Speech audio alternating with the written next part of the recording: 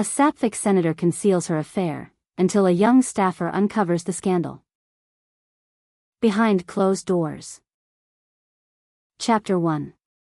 The marble corridors of the Russell Senate office building echoed with the sharp click of Senator Megan Clarke's heels as she strode toward her office, her navy blazer perfectly tailored, her expression composed despite the chaos brewing in her chest.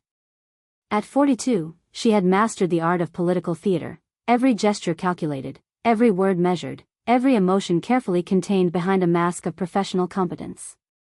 Senator Clarke, the Healthcare Committee meeting has been moved to 3:30, called her Chief of Staff, Marcus, jogging to keep pace with her long strides. Fine. And the energy bill? Senator Williams wants to discuss amendments over lunch tomorrow. Megan nodded curtly, her mind already shifting to the dozen other fires that needed extinguishing before the day's end. She pushed through the heavy oak doors into her private office, grateful for the momentary sanctuary. The afternoon sun streamed through tall windows, casting golden rectangles across the Persian rug that had belonged to her predecessor, a man whose scandals had paved her path to this office 3 years ago. She set her briefcase on the mahogany desk and allowed herself exactly 30 seconds to close her eyes and breathe. In those stolen moments, her thoughts inevitably drifted to Elena, dark hair spilling across white pillowcases, fingers trailing along her collarbone, whispered promises in the pre-dawn darkness of hotel rooms in cities where no one knew their names. A sharp knock interrupted her reverie. "Come in." The door opened to reveal a young woman Megan had never seen before, mid-20s, with striking auburn hair pulled back in a neat ponytail and intelligent green eyes that seemed to take in everything at once. She wore a simple black dress that managed to be both professional and flattering, and she clutched a tablet against her chest like armor. "Senator Clarke? I'm Tonya Mitchell, your new legislative aide. Marcus said you wanted to meet with me." Megan studied the young woman, noting the slight tremor in her voice despite her confident posture. Fresh out of graduate school, probably, all idealism and ambition, not yet ground down by the machinery of Washington politics. "Ms. Mitchell. Georgetown, wasn't it?" "Yes, ma'am. Public policy, with a focus on healthcare legislation." "Good. We'll need that expertise for the upcoming markup. Have you had a chance to review the briefing materials Marcus provided?" Tanya's eyes lit up with enthusiasm. "I have, actually. I noticed some potential issues with Section 402 of the proposed bill. The language around prescription drug negotiations could create loopholes that pharmaceutical companies might exploit." "Impressive." Megan leaned back in her chair, reassessing. Perhaps this one wouldn't be just another pretty face counting down the days until she could parlay her Senate experience into a lobbying job. "Show me." For the next 20 minutes, Tonya walked through her analysis with a precision that surprised Megan. The young woman had clearly done her homework, identifying not just problems but potential solutions. As she spoke, gesturing animatedly at charts on her tablet, Megan found herself drawn to the passion in her voice, the way her eyes sparked when she discussed policy implications. "You've done excellent work," Megan said finally. "I want you to prepare a memo on these issues for tomorrow's committee meeting." Tanya's face flushed with pride. "Thank you, Senator. I won't disappoint you." As the young woman turned to leave, Megan called out, "Ms. Mitchell?" Tonya paused at the door. "Welcome to the team." The smile that spread across Tanya's face was radiant, and Megan felt an unexpected warmth in her chest, something she hadn't experienced in months of carefully orchestrated political interactions. After Tonya left, Megan stared at the closed door for a long moment. She had a rule about getting too close to staffers, especially young, attractive ones. In a city where careers lived and died on perception, she couldn't afford any whispers, any speculation. Her relationship with Elena was already risky enough, even if they'd managed to keep it completely under wraps for the past 8 months. Her phone buzzed with a text, "Missing you. Can't wait for Friday. E." Megan smiled despite herself. Elena Rodriguez was everything she'd never known she wanted, a successful architect from San Francisco, brilliant and independent, with a laugh that made Megan forget about poll numbers and committee votes. They'd met at a climate change summit, struck up a conversation about sustainable building practices, and somehow ended up talking until 3 in the morning in the hotel bar. Their affair had been carefully choreographed from the beginning. Monthly meetings in neutral cities, always separate hotels, always cash transactions. Elena's firm did no business with the federal government, and she had no political ambitions of her own. It should have been perfect, passionate, discreet, and completely separate from Megan's political life. But lately, Megan found herself wanting more. Wanting to wake up in the same bed 2 mornings in a row. Wanting to introduce Elena to her friends, to stop pretending she was single at every political function. The secrecy that had once felt thrilling now felt suffocating. She pushed the thoughts away and opened her laptop. There were emails to answer, speeches to review, and a healthcare bill that needed her full attention. Personal desires would have to wait, they always did. Chapter 2. 3 weeks into her new position, Tonya was already working 12-hour days and loving every minute of it. The Senate office buzzed with controlled chaos. Phones ringing constantly, staffers rushing between meetings, the steady hum of democracy in action. She'd dreamed of this since her undergraduate internship on Capitol Hill, and now she was here, making a real difference on issues she cared about. Senator Clarke had proven to be everything Tonya had hoped for: brilliant, demanding, and genuinely committed to progressive causes. Unlike some senators who treated their staff like invisible servants, Clarke actually listened to Tonya's input, incorporated her research into speeches, and treated her like a valued member of the team. "Tonya, can you pull the CDC data on pharmaceutical pricing trends?" Marcus called from across the bullpen. "The senator wants it for her statement tomorrow." "Already done," Tonya replied, holding up a thick folder. "I also included the international comparisons she mentioned wanting." Marcus looked impressed. "You're making the rest of us look bad, Mitchell." Tonya grinned. She'd always been an overachiever, but working for Senator Clarke brought out her absolute best. There was something about the senator's presence that made everyone want to exceed expectations: her quiet intensity, the way she listened with complete focus, the rare but genuine smiles that felt like awards. "Ms. Mitchell?" The senator's voice carried from her office doorway. "Could I see you for a moment?" Tonya grabbed her notepad and followed Senator Clarke into the inner office, closing the door behind them. The senator looked tired today, Tonya noticed. There were faint shadows under her eyes, and her usually perfect posture seemed slightly strained. "The pharmaceutical pricing research is excellent," Senator Clarke said, settling behind her desk. "I want you to know that your work is being noticed." "Thank you, Senator. I really believe in what we're doing here." "Good. Because I have a sensitive assignment for you." Senator Clarke's expression grew serious. "I need you to do some opposition research, quietly. There are rumors that Senator Davidson is going to propose a competing healthcare bill, and I want to know what we're up against before it goes public." Tonya nodded, her pulse quickening. This was the kind of high-level political maneuvering she'd studied in graduate school but never experienced firsthand. "I'll be discreet," she promised. "I know you will. That's why I'm trusting you with this." Senator Clarke paused, studying Tonya with those sharp blue eyes that seemed to see everything. "Can I ask you something personal, Ms. Mitchell?" Tonya's breath caught. "Of course. Are you happy here? I know the hours are long, and the pay isn't what you could make in the private sector." The question surprised Tonya. She'd expected something about her background or her political leanings, not this almost vulnerable inquiry. "I am," she said honestly. "This is exactly where I want to be. Working for you it's been the best experience of my career so far." Something flickered across Senator Clarke's face: surprise, maybe, or something warmer. "I'm glad to hear that. You're an asset to this team, Tonya. I hope you know that." The use of her first name sent an unexpected flutter through Tonya's chest. Senator Clarke rarely used first names with staff, maintaining a professional distance that Tonya had come to respect. But hearing her own name in that carefully modulated voice felt intimate somehow, like a small gift. "Is there anything else you need from me today?" Tonya asked.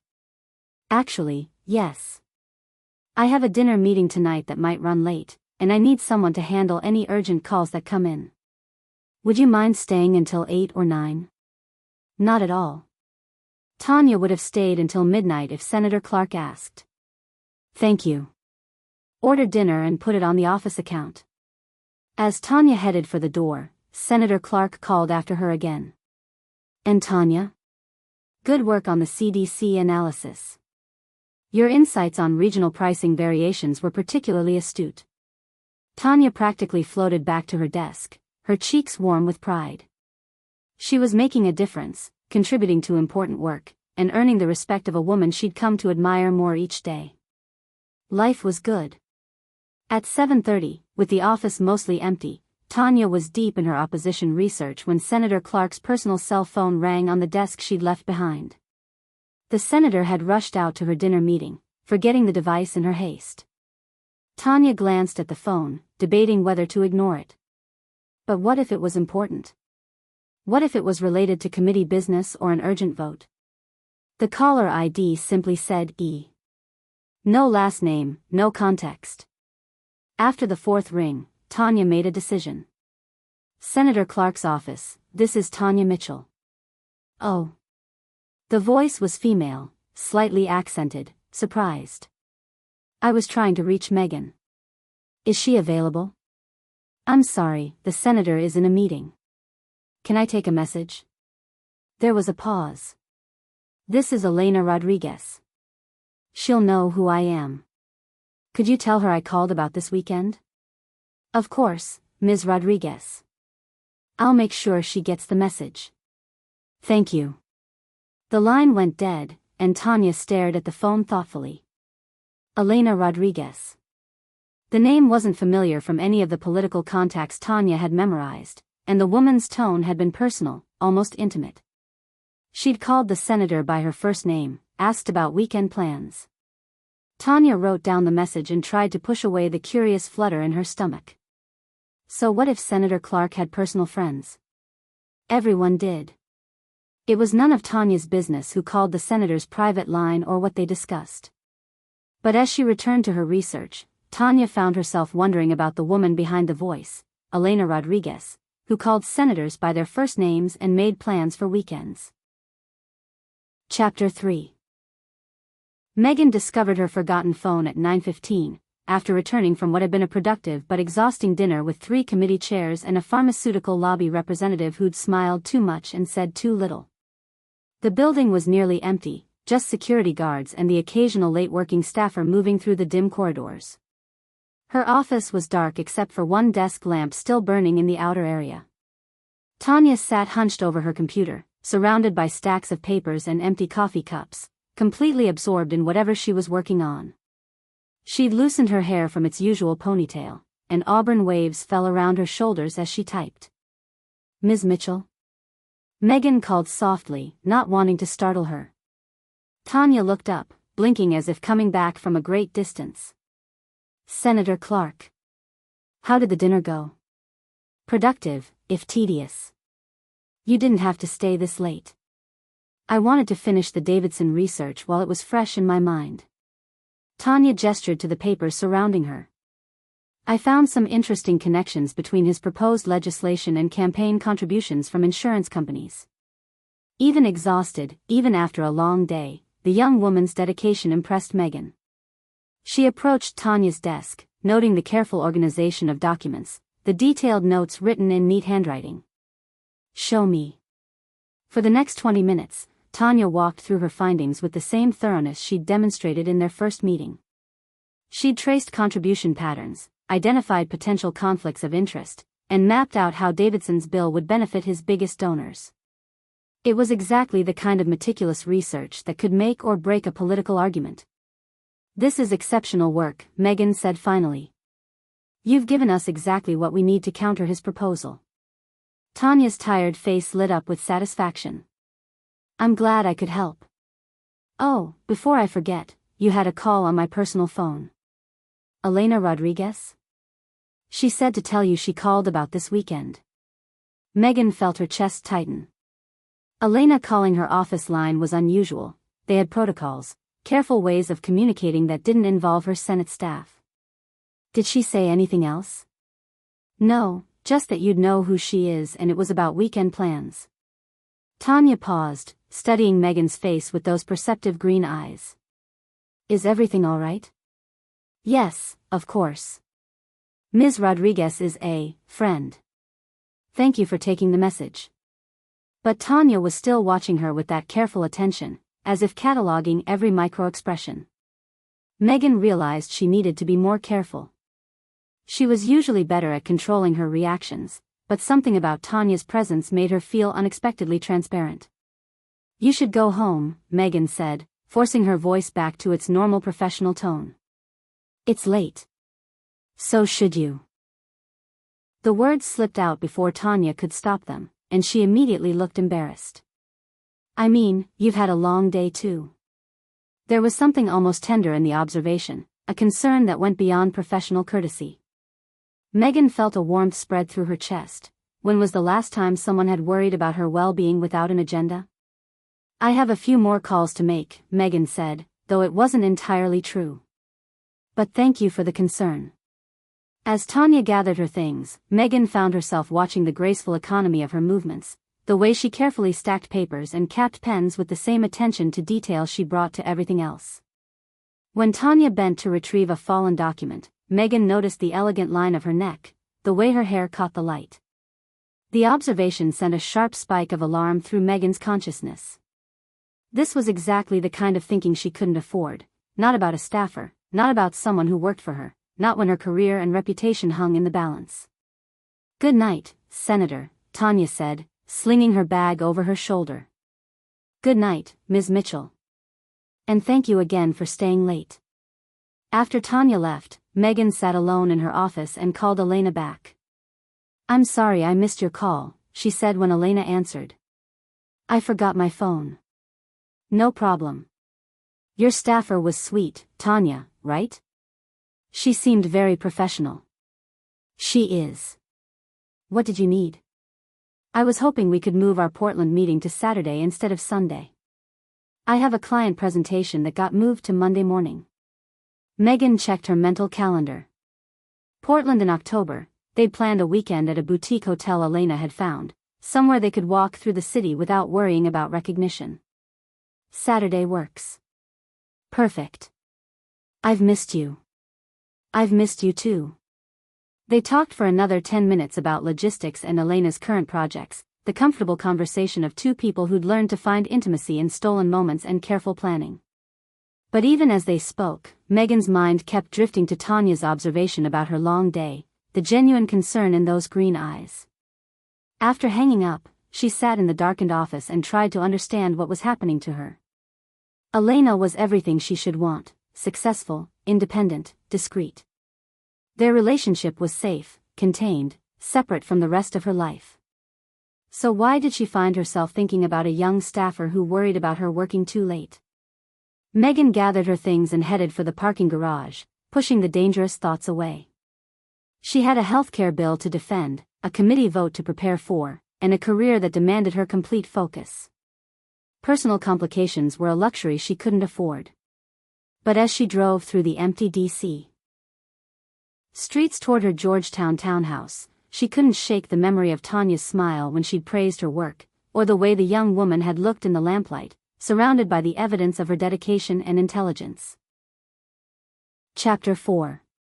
The Portland weekend arrived with unexpected October warmth and the kind of golden light that made everything look like a postcard.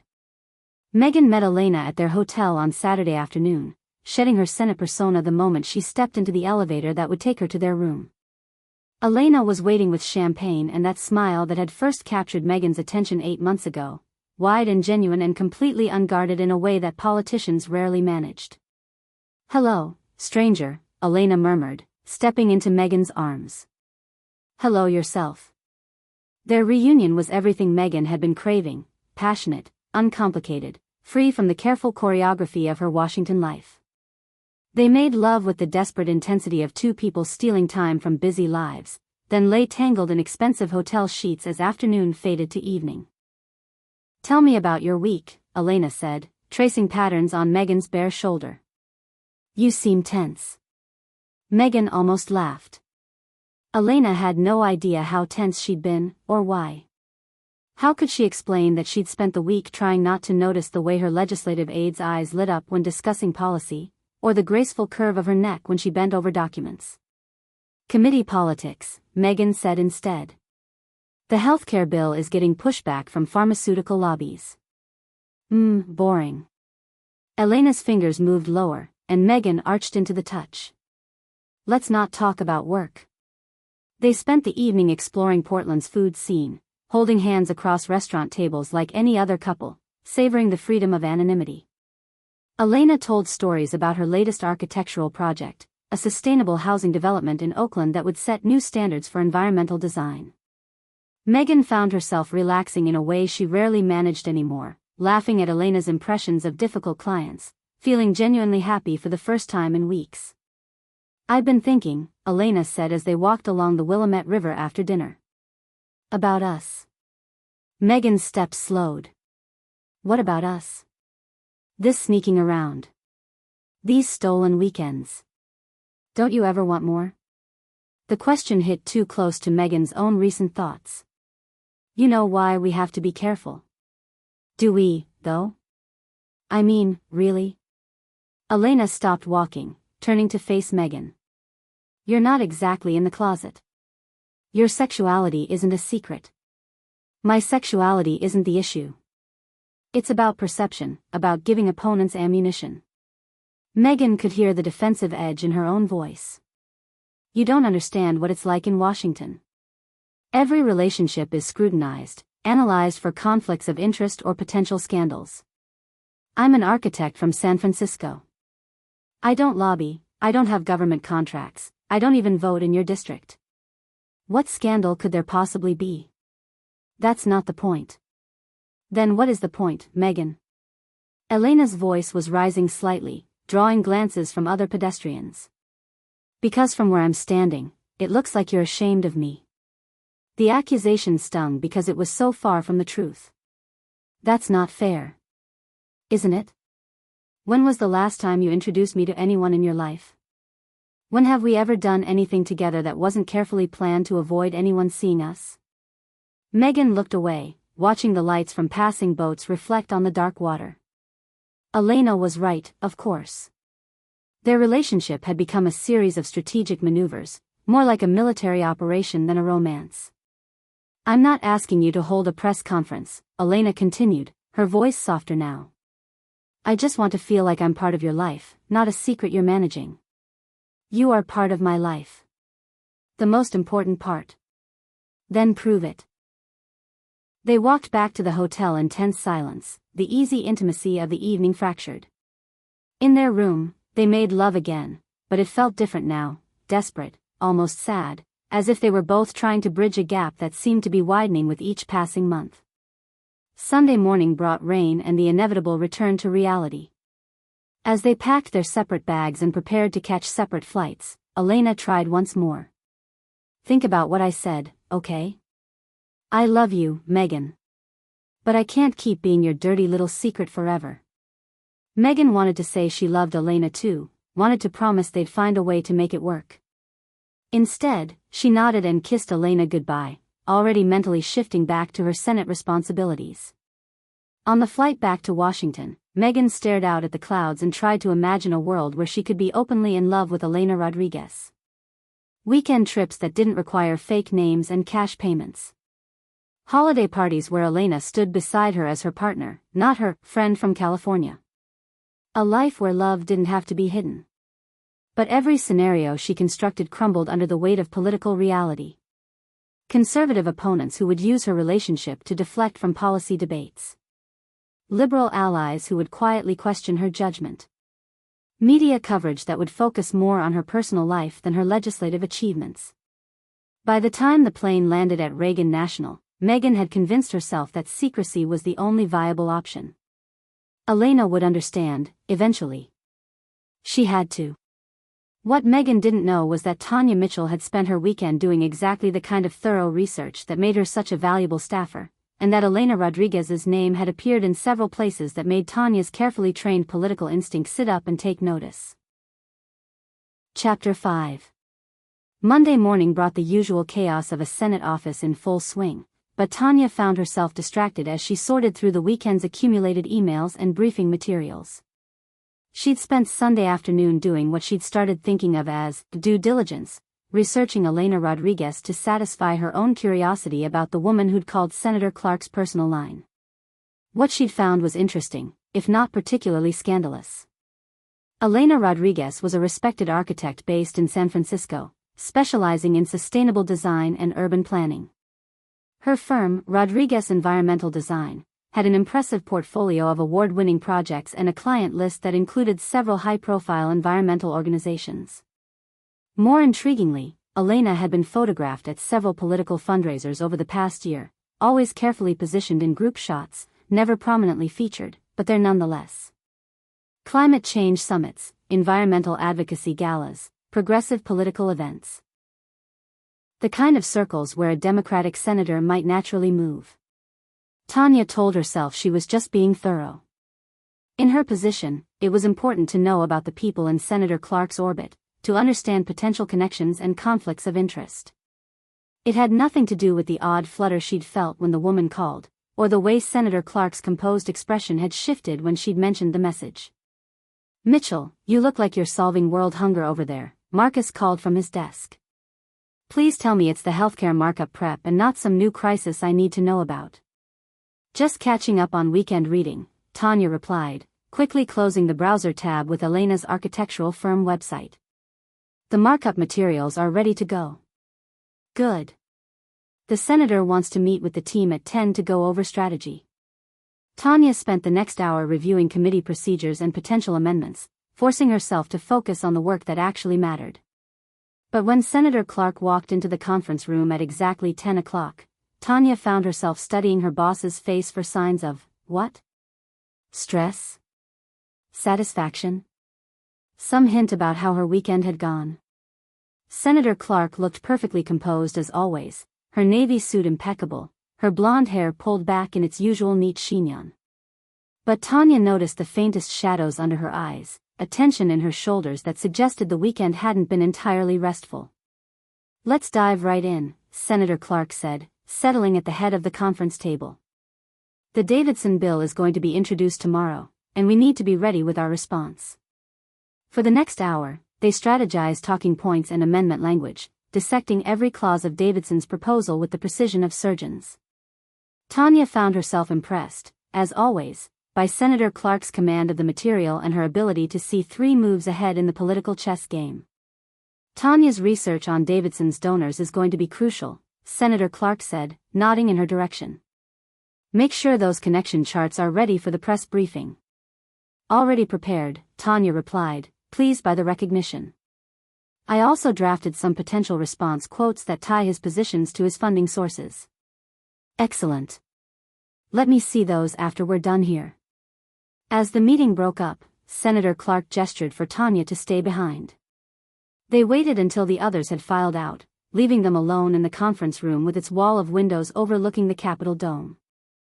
"I wanted to thank you again for staying late Friday," Senator Clarke said.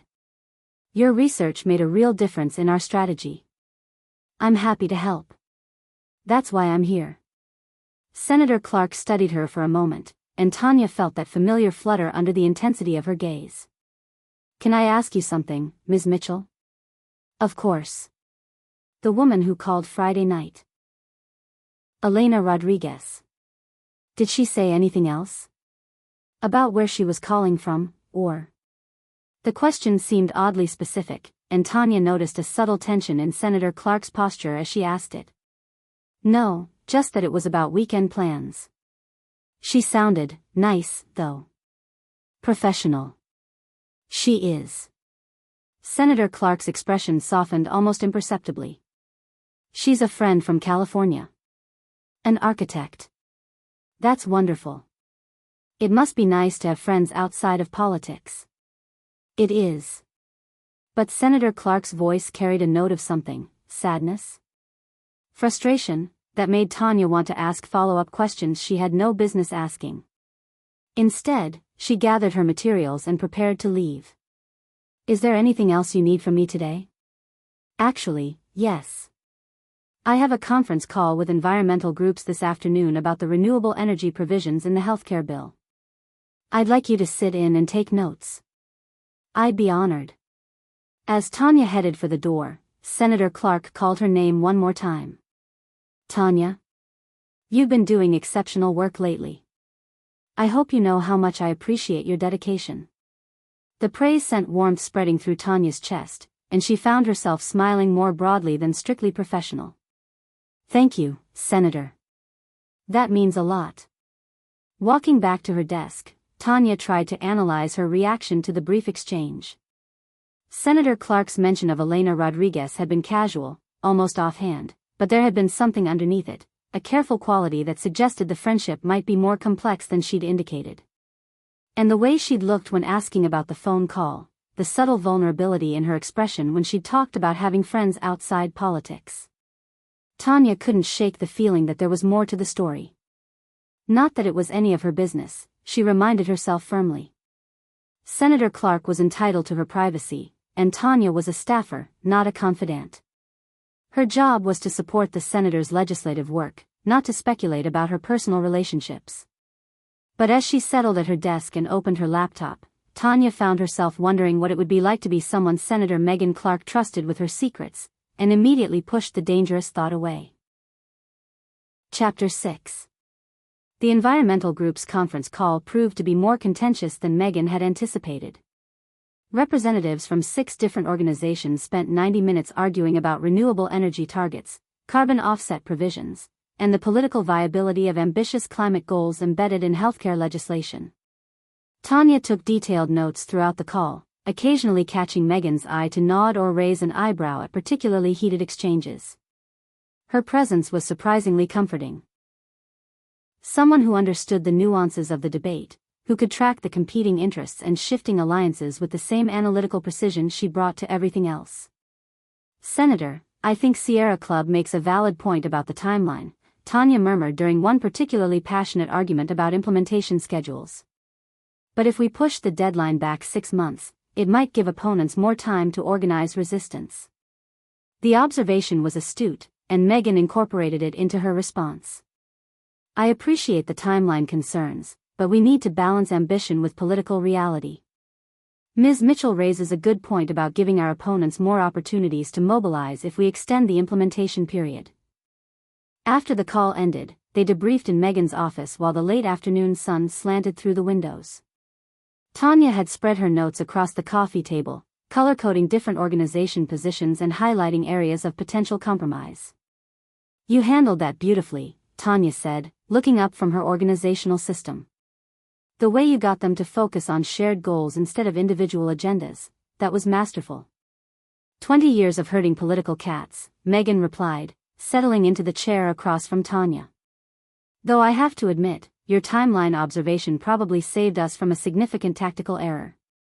Tonya's cheeks flushed with pride, and Megan found herself studying the way the young woman's face transformed when she smiled, more open, more radiant, impossibly appealing. The thought brought her up short. She was doing it again, noticing things she had no business noticing about a woman who worked for her. Elena's words from Portland echoed in her mind. Don't you ever want more? But more of what? More complications? More risk? Senator? Tonya's voice pulled her back to the present. Are you all right? Yes, sorry. Long day. But Tonya was watching her with that careful attention again, those green eyes missing nothing. Can I ask you something? Megan tensed. Of course. This weekend, did you get to do anything fun? You seemed stressed when you came in this morning. The personal question surprised Megan. Tonya rarely asked about anything beyond work, maintaining the professional boundaries that Megan had come to expect from her staff. But there was genuine concern in her voice, the same warmth that had caught Megan's attention the previous Friday night. I had dinner with a friend, Megan said carefully. Nothing too exciting. The architect from California? Something in Tonya's tone made Megan look at her more closely. You remember that? I have a good memory for details. Tonya's smile was slightly sheepish. Professional hazard.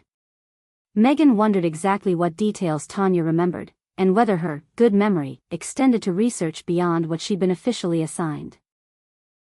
The thought should have alarmed her, but instead she felt oddly flattered by the attention. "Elena and I are old friends," she said, testing the waters. "We met at a climate conference last year." She must be interesting, being an architect working on environmental issues. That's such important work. It is. She's very passionate about sustainable design. I'd love to hear more about her work sometime.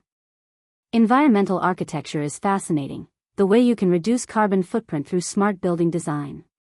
Tonya's enthusiasm seemed genuine, but Megan detected something else underneath it: curiosity, maybe, or professional interest in understanding the people in her boss's orbit.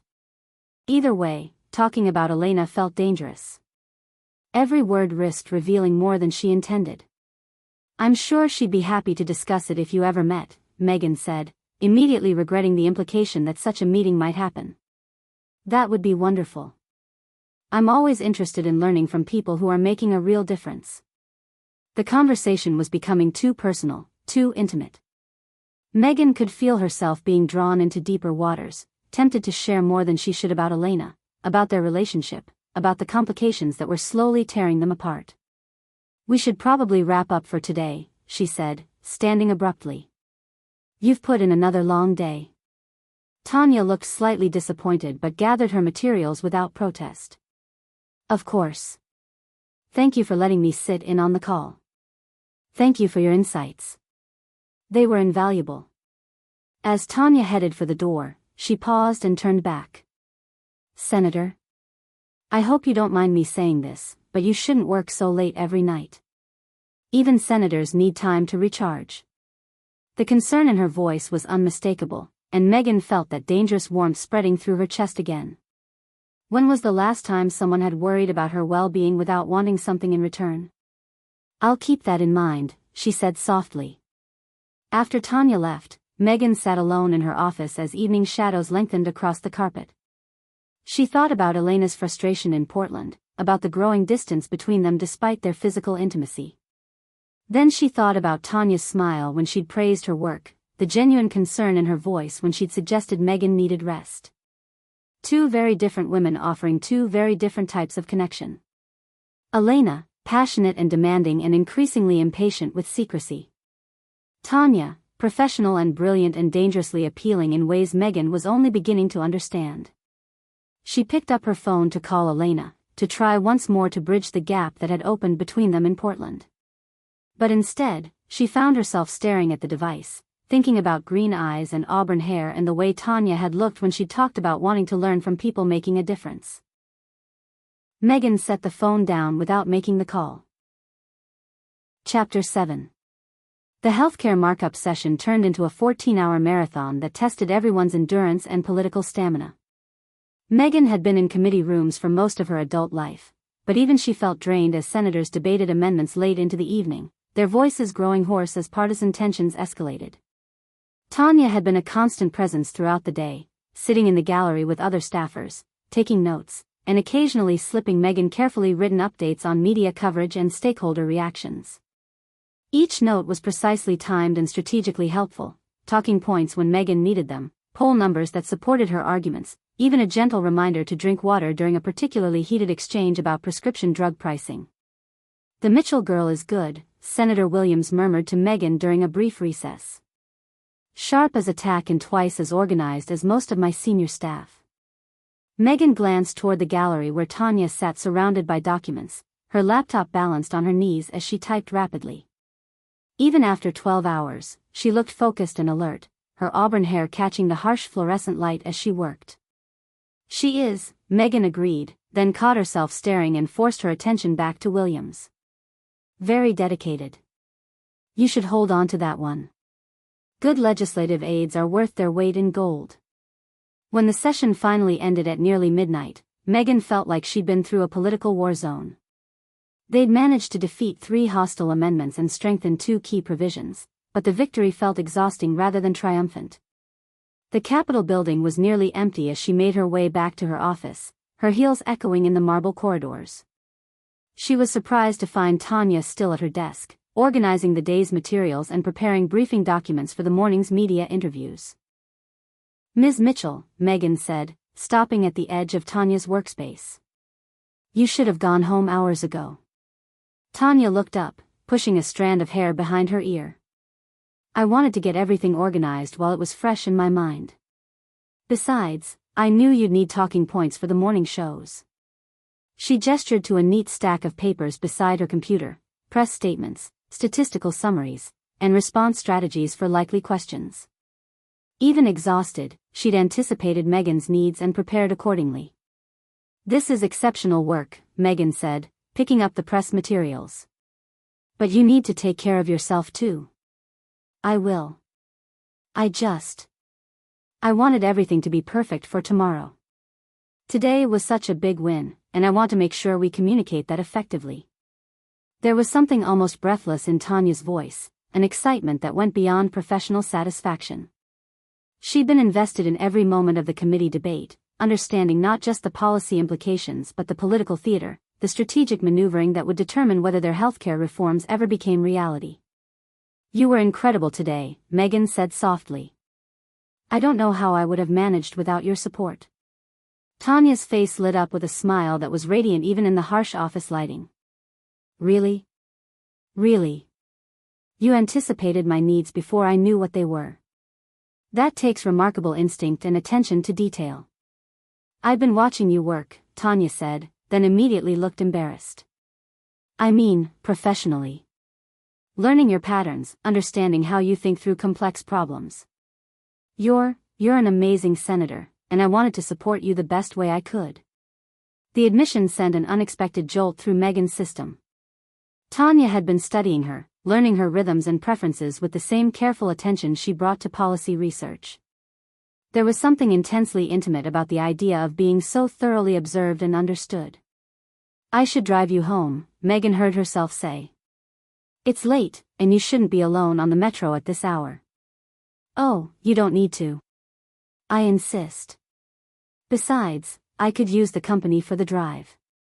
Tonya hesitated, clearly torn between propriety and exhaustion. "If you're sure it's not too much trouble." "No trouble at all."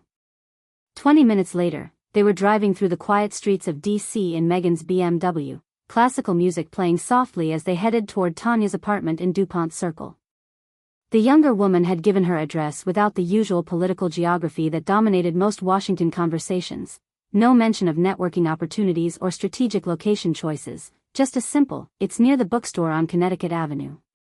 "Can I ask you something?" Tonya said as they stopped at a red light. "What made you decide to run for Senate?" The question was more personal than their usual conversations, but something about the late hour and the intimacy of the darkened car made it feel natural. "I wanted to make a difference," Megan said. "I know that sounds like a campaign slogan, but it's true. I was working as a healthcare attorney, watching good policies die in committee while people suffered from system failures we could fix if we had the political will." "And do you? Make a difference, I mean?" Megan considered the question as they turned onto Connecticut Avenue. "Some days. Days like today, when we actually move the ball forward on something that matters. Other days." She trailed off, thinking about the compromises and calculations that defined so much of political life. "Other days it feels like you're fighting a system designed to prevent change." The observation was perceptive and slightly subversive, exactly the kind of insight that made Tonya such a valuable colleague. "Something like that." They pulled up in front of a modest brick building with a small garden and wrought iron balconies. Tonya made no move to get out of the car, and Megan found herself reluctant to end the conversation. "Thank you for the ride," Tonya said finally. "And for everything today. Working with you, it's been the best experience of my career." "You're going to have a remarkable career, Tonya. You have the intelligence and instincts to go as far as you want in this business." "What if I don't want to go anywhere else? What if I want to keep working for you?" The question hung in the air between them, loaded with implications that Megan wasn't sure how to interpret. Professional ambition? Personal attachment? Something more complicated? "You're always welcome on my team," Megan said carefully. But someone with your talents won't stay a legislative aide forever. Maybe I don't want to be anything else. Tonya's voice was soft, almost vulnerable, and when Megan looked at her in the dim light from the street lamp, she saw something in those green eyes that made her breath catch. Admiration, certainly. Loyalty, definitely. But underneath it all, something warmer and more dangerous. "Good night, Senator," Tonya said, finally reaching for the door handle. "Good night, Tonya." Megan waited until Tonya was safely inside her building before driving away, her mind spinning with the implications of what she'd seen in her young staffer's face. Professional boundaries were blurring in ways that could destroy everything she'd worked for, but as she drove through the empty streets toward Georgetown, she couldn't shake the memory of Tonya's smile or the warmth in her voice when she'd said she didn't want to be anywhere else. Chapter 8. Elena's text arrived at 7:30 the next morning, just as Megan was reviewing talking points for her CNN interview. "Saw you on the news. Great work on the healthcare bill. Can we talk tonight?" Megan stared at the message while her makeup artist applied powder for the television cameras, feeling a familiar twist of guilt in her stomach. She'd been so focused on the committee victory and her late-night drive with Tonya that she'd forgotten to call Elena about the markup results. "Senator, we're live in 30 seconds, the producer announced." Megan pushed thoughts of Elena aside and slipped into her television persona, confident, articulate, completely in control. The interview went smoothly, hitting all the key points Tonya had prepared, deflecting the host's attempts to create controversy, and positioning the healthcare bill as a common-sense solution to genuine problems. "That was perfect," her communications director said as they left the studio. "Exactly the message we needed to get out." But as Megan's car pulled away from the CNN building, her thoughts returned to Elena's text and the conversation they needed to have. Their Portland weekend felt like it had happened months ago rather than days, and the distance between them seemed to be growing rather than shrinking. She called Elena during the drive back to Capitol Hill. "Hi," Elena's voice was carefully neutral. "How are you feeling about yesterday?" "Good. The markup went better than expected, and we managed to strengthen some key provisions. I watched your interview this morning. You looked happy. More relaxed than you've seemed in months." There was something probing in Elena's observation, and Megan wondered what exactly she'd conveyed on television that Elena had noticed. "It felt good to have a real victory for once," Megan said. "Sometimes this job feels like a series of strategic retreats, so when you actually advance the ball." "I get it. I'm proud of you." Elena paused. "But that's not why I called." Megan's stomach tightened. "What's on your mind?" "I've been thinking about our conversation in Portland. About what I said about wanting more." "Elena. Let me finish. I know you think I don't understand the pressures you're under, but I do. I understand that your career requires sacrifices, that you have to be careful about perception and political implications. Then you understand why. But I also understand that life is short, Megan. And I love you too much to spend it hiding in hotel rooms and pretending we're just friends." The words hit like a physical blow. Elena had never said she loved her before. They'd carefully avoided that level of emotional commitment, as if speaking it aloud would make their relationship too real, too risky. "I love you too," Megan said quietly, surprising herself with the admission. "But that doesn't change the reality of our situation." "It could, though. If you wanted it to." Megan pulled into the Senate parking garage, her hands shaking slightly as she turned off the engine. "What are you saying?" "I'm saying I can't do this anymore. The secrecy, the careful planning, the constant worry that someone might see us together. I want to be part of your life, really part of it, or I need to move on." "Elena, please. I'm not trying to give you an ultimatum. I'm just telling you where I am. I need to know if there's a future for us that doesn't involve hiding." The line went quiet except for the sound of Elena's breathing and the distant hum of traffic. Megan closed her eyes, seeing two paths stretching out before her, one that led to safety and political survival, another that led toward Elena and the kind of authentic relationship she'd been craving. "How long do I have to decide?" "I don't know. I'm not putting a deadline on this. But I can't keep indefinitely putting my life on hold for a relationship that might never be real. After they hung up, Megan sat in her car and tried to imagine what choosing Elena would mean. Coming out publicly wasn't the issue. Her sexuality had been an open secret in Washington for years, and most voters in her liberal state wouldn't care. But acknowledging a serious relationship would invite scrutiny, create potential conflicts, change the careful image she'd cultivated. More troubling was the realization that when she tried to envision a future with Elena, her mind kept drifting to someone else entirely. Green eyes and auburn hair and the kind of intellectual connection that made political combat feel like a shared adventure. "Senator?" A voice called across the parking garage. "Senator Clarke?" Megan looked up to see Tonya jogging toward her car, looking slightly out of breath and concerned. "I saw you come down here 20 minutes ago and wanted to make sure everything was okay. You have the appropriations meeting in 10 minutes. "Yes, of course. Thank you." But as Megan got out of her car, Tonya studied her face with that careful attention she'd come to know so well. "Are you all right? You look upset." The genuine concern in Tonya's voice was almost overwhelming. Here was someone who noticed when she was late, who worried about her emotional state, who seemed to care about her well-being without any hidden agenda. "Personal call," Megan said. "Nothing that affects the schedule." "Okay. But if you need to reschedule anything." "I don't." "Let's go." As they walked toward the elevator together, Megan found herself acutely aware of Tonya's presence beside her, the sound of her heels on the concrete, the subtle scent of her perfume, the way she dropped everything to check on her boss's well-being.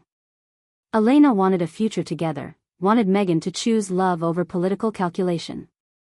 But as they stepped into the elevator and Tonya began briefing her on the appropriations meeting, Megan wondered if she was already falling for someone else entirely, someone whose presence in her life was becoming increasingly impossible to ignore. Chapter 9. The appropriations meeting dragged through the afternoon like a slow-motion disaster, with senators arguing over budget allocations while Megan's mind kept circling back to Elena's ultimatum and the impossible choice it represented. She found herself stealing glances at Tonya, who sat in the back of the room taking notes with her usual meticulous attention, occasionally catching Megan's eye with small nods of encouragement during particularly tedious exchanges. When the meeting finally ended, Megan felt emotionally drained in a way that had nothing to do with politics. She was gathering her materials when Senator Davidson approached, his smile carrying the predatory quality that always made her instincts sharpen. "Megan, excellent work on the healthcare markup yesterday. Though I have to say, some of your amendments were more aggressive than I expected. Healthcare reform requires bold action, Jim. Half measures won't solve the problems we're facing. Bold action, yes. But we also need to be realistic about what's politically viable." His eyes glittered with something unpleasant. "Speaking of political viability, I heard an interesting rumor the other day." Megan's blood turned cold, but she kept her expression neutral. Rumors are usually more interesting than accurate. This one was about your personal life. Something about frequent trips to meet a certain West Coast architect. The words hit like a physical blow, but Megan's years of political training kicked in automatically. "I'm not sure what you're implying, Jim, but my personal relationships are hardly committee business." "Of course not. I'm just saying that in today's political climate, senators need to be careful about appearances. The voters expect a certain level of discretion." The threat was subtle but unmistakable.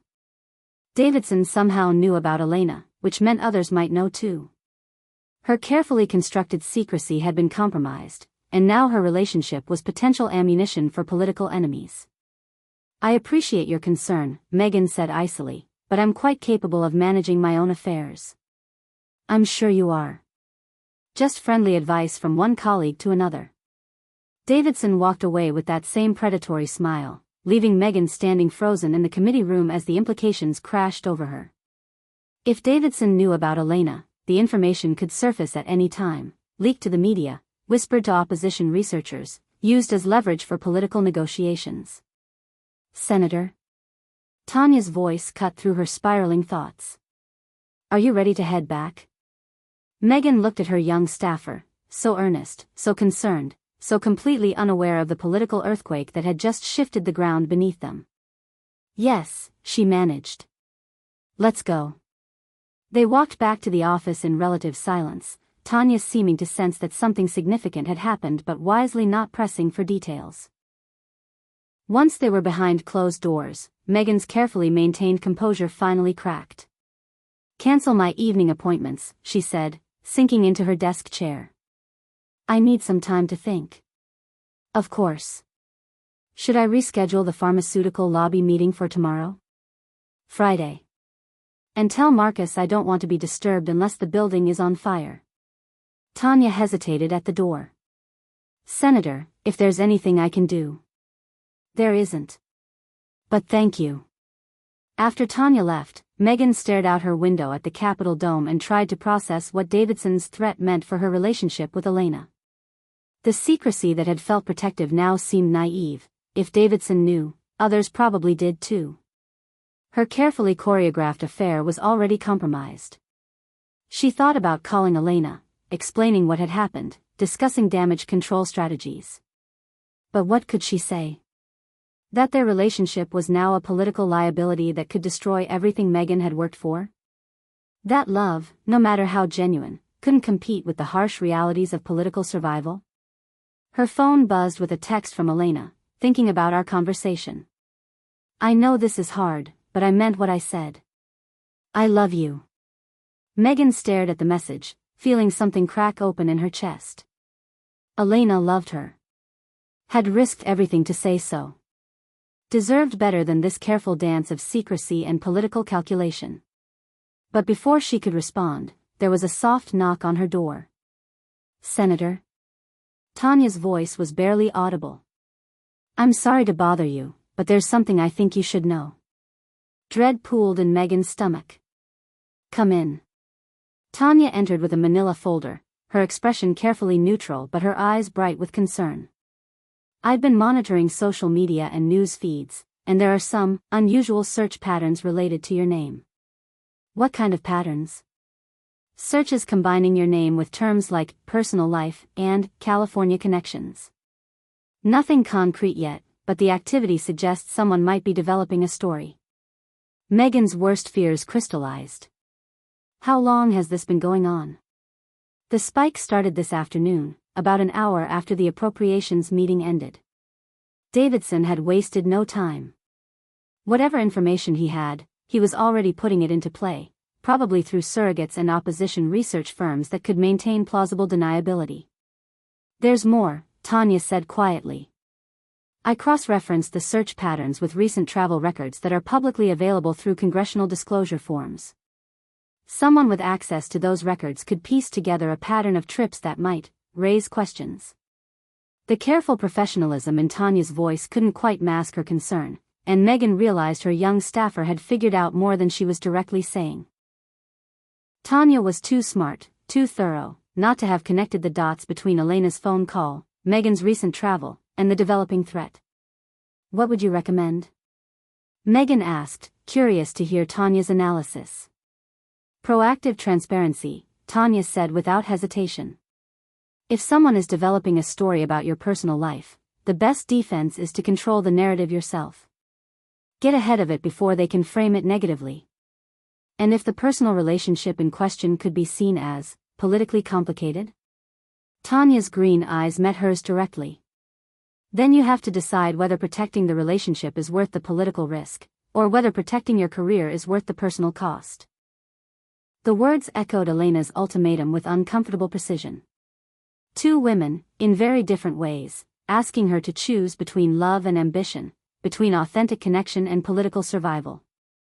"Thank you for the analysis," Megan said finally. "I need to make some phone calls." "Of course. I'll be at my desk if you need anything." As Tonya reached the door, Megan called her name. "Tonya?" "This conversation." "Never happened," Tonya said quietly. "Whatever you decide, you have my complete loyalty." After she left, Megan sat alone with the weight of impossible choices pressing down on her shoulders. Elena's love, Davidson's threats, Tonya's careful concern, all of it swirling together into a crisis that could reshape her entire life. She picked up her phone to call Elena, then set it down again. Whatever decision she made would have to wait until she understood exactly how much danger they were all in. Chapter 10. Megan spent the evening making careful phone calls to trusted allies, trying to gauge how much of her relationship with Elena had become Washington gossip. The conversations were exercises in political code, oblique references to personal matters, and potential vulnerabilities that allowed everyone to discuss the situation without saying anything explicitly. By 10 o'clock, she had a clearer picture of the threat. Davidson's camp was definitely fishing for information, but they didn't seem to have concrete evidence yet. The search patterns Tonya had identified were exploratory, not confirmatory. She still had time to get ahead of the story, if she was willing to take the risk. She was reviewing her options when her secure phone rang. Elena's name appeared on the screen, and Megan hesitated before answering. "Hi," she said quietly. "I've been thinking about our conversation all day," Elena said without preamble. "And I realized I've been unfair to you." "Elena. No, let me say this. I know what I'm asking you to risk. Your career, your reputation, everything you've worked for. That's not a small thing, and I shouldn't have made it sound like it was." Megan closed her eyes, feeling tears threaten for the first time in months. "It's not about the risk. It's about timing, about political realities that are bigger than both of us. I know. But here's what I realized today. I'd rather have 6 months of being openly together than 6 years of hiding. Even if it means everything falls apart afterward." The words cut straight to Megan's heart. Elena was offering to sacrifice their future for a moment of authentic connection, asking for honesty instead of safety. "There's something you need to know," Megan said. "I think someone is investigating our relationship. Political opponents who might use it against me." The line went quiet for a long moment. "Are you in danger?" "Politically, yes. Personally, probably not. But if this becomes public in the wrong way, then we control how it becomes public." "Elena, that's not how Washington works. Once a story starts developing, you can't control the narrative. Especially not a story about secret relationships and potential conflicts of interest." "But there isn't a conflict of interest. I don't lobby, I don't have government contracts, I don't even live in your state.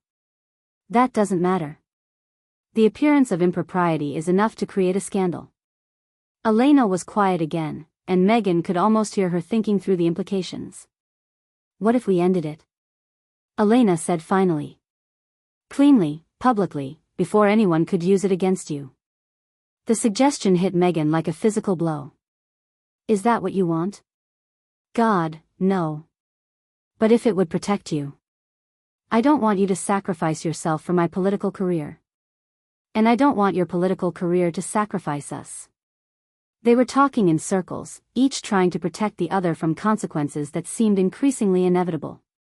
Megan thought about Tonya's advice: proactive transparency, controlling the narrative before someone else could frame it negatively. "What if there was a third option?" she said slowly. "What if we made the relationship public on our own terms, in a way that emphasized the positive aspects?" "You mean come out as a couple?" "I mean acknowledge that we're together, frame it as a success story about two accomplished women finding love despite busy careers. Take away the secrecy that makes it look scandalous." Elena's intake of breath was audible. "You would do that?"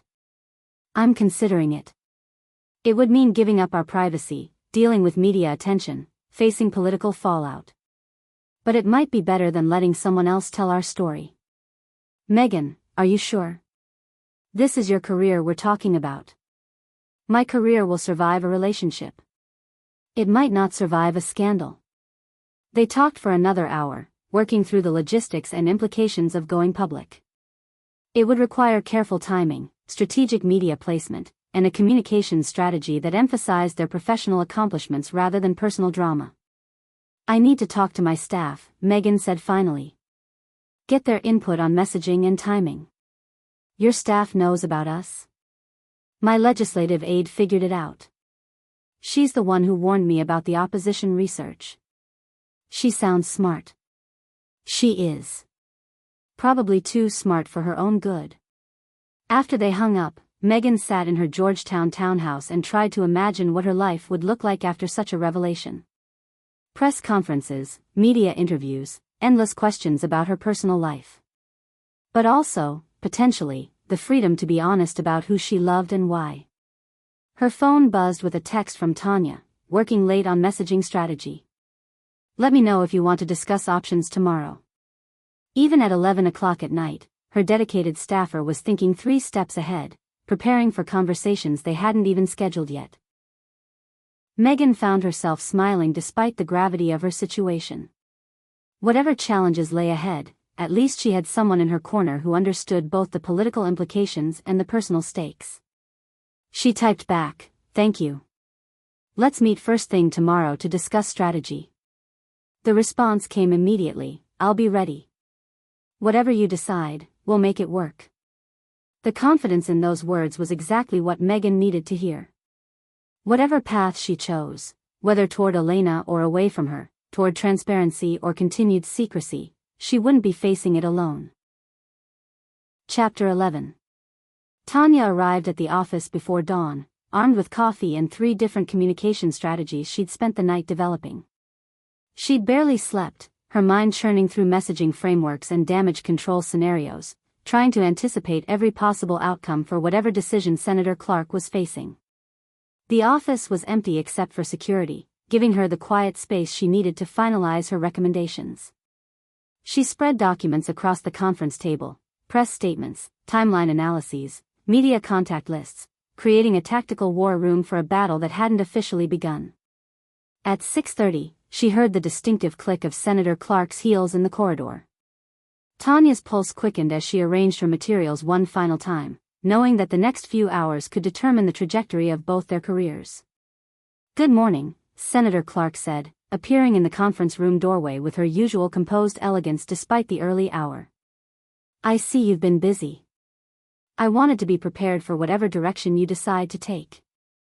Tonya gestured to the organized chaos of papers. "I've developed 3 potential approaches, each with different risk-benefit profiles." Senator Clarke settled into her usual chair at the head of the table, studying Tonya with that intense focus that always made her feel simultaneously nervous and exhilarated.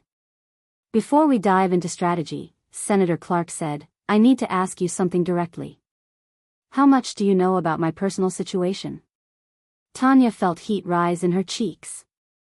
She'd been dreading this moment, the point where professional discretion collided with obvious conclusions. "I know that Elena Rodriguez is more than just a friend," she said carefully. "I know you've been traveling to meet her regularly, and I know someone is trying to use that information against you." "How long have you known?" "I suspected after she called your personal line. I was certain after I researched her background and cross-referenced it with your travel schedule." Tonya paused, then decided on complete honesty. "I'm sorry if that seems like overreach. I just wanted to understand potential vulnerabilities that could affect our work." "It's not overreach. It's exactly the kind of thoroughness I value in you." Senator Clarke's expression softened slightly. "What else do you know?" "That she's brilliant, accomplished, and completely outside the political sphere. That your relationship with her poses no actual conflicts of interest. And that whoever is investigating this is looking for scandal where none exists. But the appearance of impropriety could be damaging regardless of the reality." "Yes," Tonya agreed.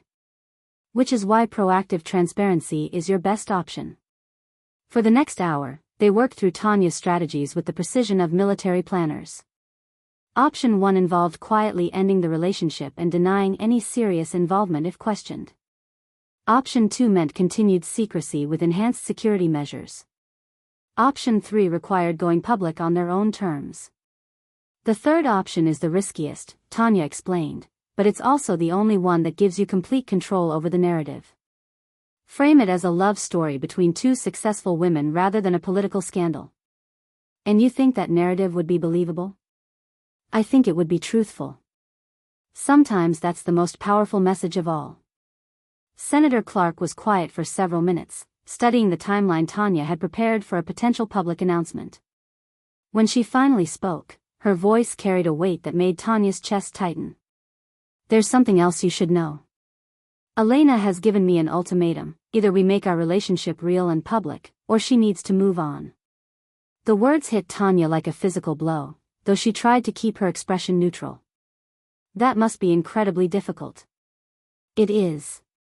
She's asking me to choose between my career and our future together. What do you want to do? The question slipped out before Tonya could stop herself, crossing the line from professional advisor to personal confidant. But instead of pulling back, Senator Clarke leaned forward, her blue eyes searching Tonya's face. Honestly? I don't know. 6 months ago, the answer would have been simple: protect the career, minimize the risk. But lately I've been questioning whether a life lived entirely in service of political calculation is worth living at all. The vulnerability in Senator Clarke's voice was devastating. Tonya found herself leaning forward too, drawn into the intimate space of shared confidence. What changed? She asked softly. Maybe I did. Maybe working with someone who approaches politics with genuine passion instead of cynical strategy reminded me why I wanted this job in the first place. The comment sent warmth flooding through Tonya's system, followed immediately by a sharp pang of something that felt dangerously like jealousy. Senator Clarke was talking about choosing love over ambition, about Elena Rodriguez who called her Megan and made weekend plans and demanded authentic connection. Elena is lucky to have someone willing to take that kind of risk for her, Tonya managed. Is she, though? What if I'm just being selfish? What if I'm putting my personal happiness ahead of the healthcare reforms that could help millions of people? You can't save everyone if you can't save yourself. The words hung in the air between them, more personal and direct than anything Tonya had ever said to her boss. Senator Clarke stared at her for a long moment, something shifting in her expression. You're remarkably wise for someone so young, she said finally. I care about you. Your happiness, your well-being, your success, all of it matters. Tonya. The way Senator Clarke said her name sent electricity through her entire body. There was something in her voice, in her eyes, that felt like recognition, as if she was seeing Tonya fully for the first time. Senator, I should probably stay. Please. I need your help working through this. So Tonya stayed, spending the morning helping the woman she was falling for figure out how to publicly claim another woman as the love of her life. It was perhaps the most exquisite torture she'd ever experienced, but she couldn't bring herself to leave. Because whatever Senator Megan Clarke decided, Tonya would be there to support her, even if it meant watching her choose someone else. Chapter 12. The decision came that afternoon, triggered by a phone call from a Washington Post reporter asking for comment on Senator Clarke's rumored romantic involvement with a West Coast architect. The leak had happened faster than anyone anticipated, forcing their hand before the communication strategy was fully in place. How long do we have? Megan asked Marcus, who'd taken the call and immediately conferenced in Tonya and the communications director. They're running the story tomorrow morning with or without our comment. The reporter says they have sources confirming regular meetings between you and Elena Rodriguez over the past 8 months. Megan closed her eyes, feeling the last vestiges of control slip away. What exactly do they know? Hotel records, flight manifests, enough to establish a pattern. They're being coy about their sources, but the detail level suggests someone with access to opposition research files. Davidson had moved faster than expected, probably spooked by Megan's composed reaction to his threats. Now they were in crisis mode, scrambling to respond to a story that would define the next phase of her career. We go with option 3, Megan said, looking directly at Tonya. Full transparency, our narrative, immediate implementation. The room exploded into coordinated chaos, Marcus calling media contacts, the communications director drafting statements, assistants arranging interviews. But Megan's attention remained fixed on Tonya, who was already pulling up contact lists and timeline documents with the efficiency of someone who'd been planning for exactly this moment.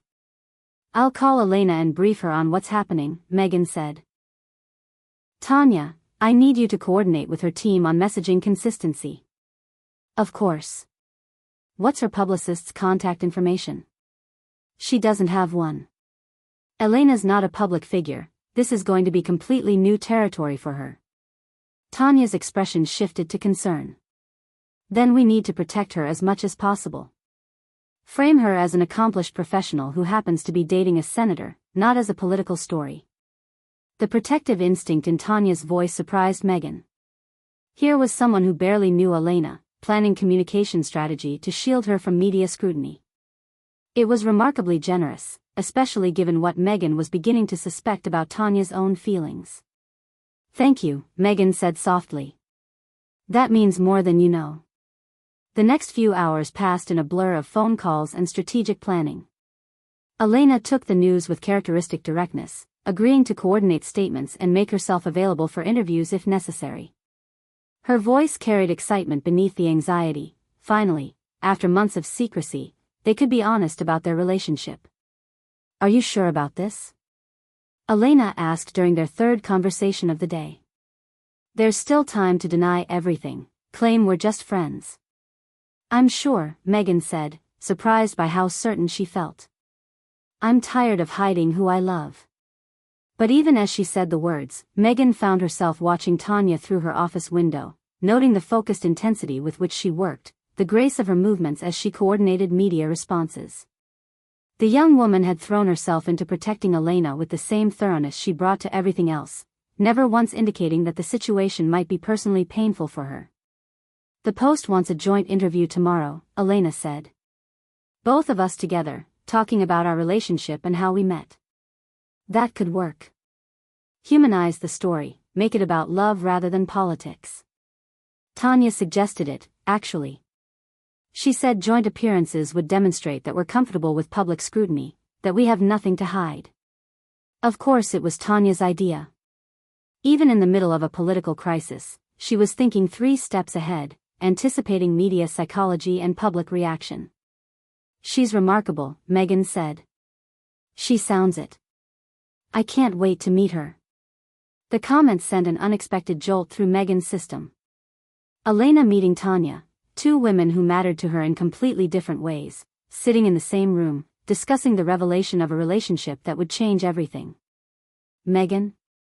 You still there?" "Yes, sorry. Long day." "I know. But we're going to get through this together." After the call ended, Megan sat in her office and tried to process the emotional whirlwind of the past 24 hours. Tomorrow, her relationship with Elena would be front-page news. Her private life would become public property, subject to analysis and judgment from millions of strangers. But as she watched Tonya fielding phone calls with unflappable professionalism, protecting Elena's privacy even as she facilitated the revelation of their relationship, Megan realized the most complicated part wasn't the media attention or political fallout. The most complicated part was that she was about to publicly commit to one woman while falling for another. A soft knock interrupted her thoughts. Tonya appeared in the doorway, looking tired but determined. "Everything's arranged for tomorrow," she said. "Post interview at 10, CNN at noon, evening news segments locked in. Elena's flying in tonight, and I've arranged a car to bring her directly to the studio. What about you?" "I'll be there for support, background briefing if needed." "Whatever you need." Megan studied Tonya's face, searching for any sign of personal distress beneath the professional composure. But if she was struggling with the situation, she hid it perfectly. "Tonya, I want you to know how much I appreciate everything you've done today. This can't have been easy for you." "Why wouldn't it be easy?" The question was carefully neutral, but something in Tonya's eyes suggested she understood exactly what Megan was asking. "Because you care about me." And watching someone you care about navigate a relationship crisis, even professionally, can be emotionally challenging. Tonya was quiet for a long moment, her green eyes holding Megan's gaze with uncomfortable directness. "You're right," she said finally. "It hasn't been easy. But your happiness matters more than my comfort." The admission hung between them, loaded with implications neither of them could afford to explore. Megan felt her breath catch as she recognized the depth of feeling Tonya was acknowledging, and the sacrifice she was making to protect it. "Thank you," Megan whispered. "Always," Tonya replied, then turned and walked away before either of them could say anything that would make the situation even more impossible than it already was. Chapter 13. Elena arrived at Dulles Airport at 11:30 that night, her red-eye flight from San Francisco delayed by weather that seemed determined to complicate an already chaotic day. Megan had wanted to pick her up personally, but Marcus had insisted that any public appearance before their planned revelation would be premature and potentially damaging. Instead, Tonya volunteered to handle airport pickup duty, reasoning that an unrecognized Senate staffer could navigate the logistics without attracting attention. Megan agreed reluctantly, knowing it was the smart strategic choice while simultaneously dreading the moment when the two most important women in her life would meet for the first time. "I'll have her at the hotel by midnight," Tonya promised as she gathered her keys and coat. "The press briefing is scheduled for 8:30, which gives you time for a private conversation before the interviews begin." "Thank you. I know this is above and beyond your job description." Tonya paused at the office door, her expression carefully controlled. "Nothing about working for you has been typical job description territory." The comment carried layers of meaning that Megan didn't dare examine too closely. Instead, she nodded and watched Tonya disappear into the corridor, leaving her alone with files full of talking points and the growing certainty that tomorrow would change everything. At the airport, Tonya stood in the arrivals area holding a simple sign with "Rodriguez" written in her neat handwriting, scanning the crowd of depleted travelers emerging from the terminal. She'd studied Elena's photo online extensively, ostensibly for security purposes, but privately trying to understand what drew Senator Clarke to this particular woman. Elena Rodriguez appeared exactly as her picture suggested, elegant, confident, with dark hair and intelligent eyes that seemed to take in everything at once. She moved through the crowd with the purposeful stride of someone accustomed to navigating unfamiliar spaces, wheeling a small suitcase and checking her phone with professional efficiency. "Ms. Rodriguez?" Tonya approached with her most diplomatic smile. "I'm Tonya Mitchell, Senator Clarke's legislative aide." Elena's face lit up with genuine warmth. "Tonya. Megan has told me so much about you. Thank you for picking me up. I know this is a crazy time for everyone." The easy familiarity in Elena's voice when she said Megan's first name sent an unexpected pang through Tonya's chest. This was the woman who got to call her senator by her given name, who had the right to casual intimacy that Tonya could only imagine. "Not a problem at all. How was your flight?" "Long and turbulent, which seems fitting given the circumstances." Elena studied Tonya as they walked toward the parking garage. "You look younger than I expected." "I get that a lot in Washington. Youth is often mistaken for inexperience here. But not by Megan. She says you're the smartest person on her staff." The compliment should have felt good, but instead it emphasized the professional boundaries that defined Tonya's relationship with Senator Clarke. She was valued for her intelligence, respected for her work ethic, appreciated for her loyalty, all wonderful things that had nothing to do with the personal connection she craved. "Senator Clarke is generous with her praise," Tonya said diplomatically. "She's also surprisingly good at reading people. If she says you're exceptional, you are." They drove through the empty DC streets in Elena's rental car, making small talk about the upcoming media strategy while Tonya tried to reconcile the woman beside her with the relationship that had dominated her boss's emotional landscape for months. Elena was clearly intelligent, accomplished, and genuinely caring, exactly the kind of person Senator Clarke deserved.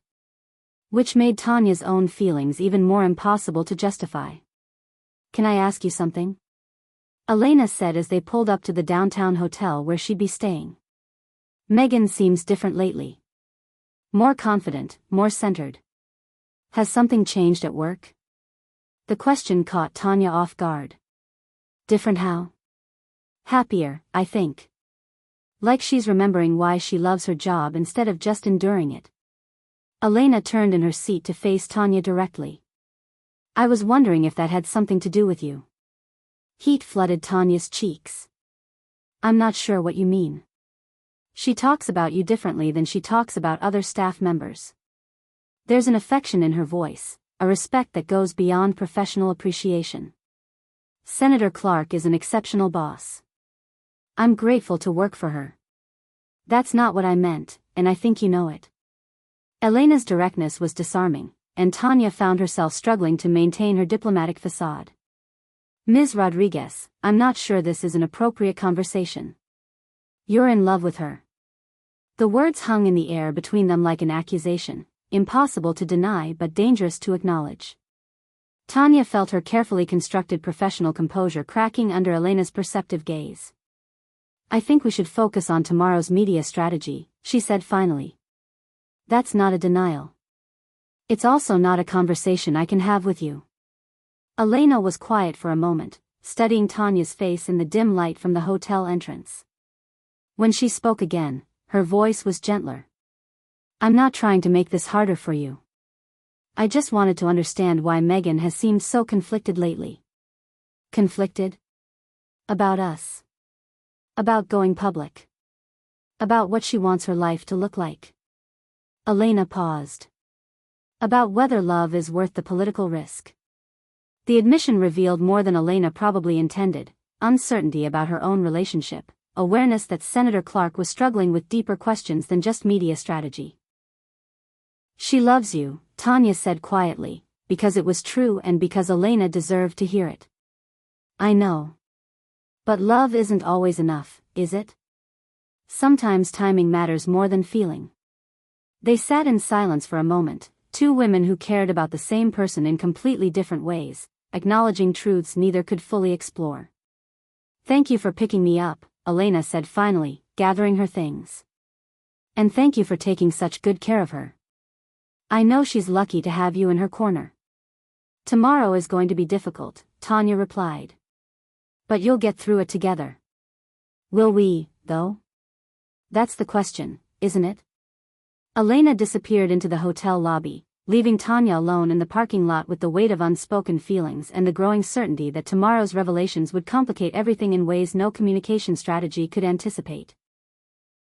Chapter 14. The Washington Post interview began at 10 o'clock sharp in a conference room overlooking K Street, with Elena and Megan sitting side by side on a cream-colored sofa while photographer adjusted lighting and the reporter reviewed her questions one final time.